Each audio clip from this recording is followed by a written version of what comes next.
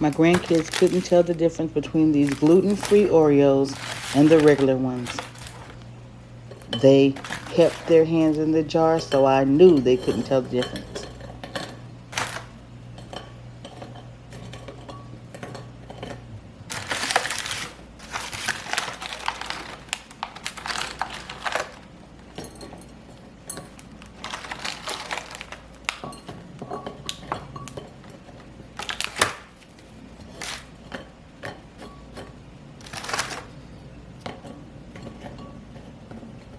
However, they did not like the baked chips. They thought that the baked chips were stale, but they were not. I had to explain to them that they were a healthier option, and that did not matter.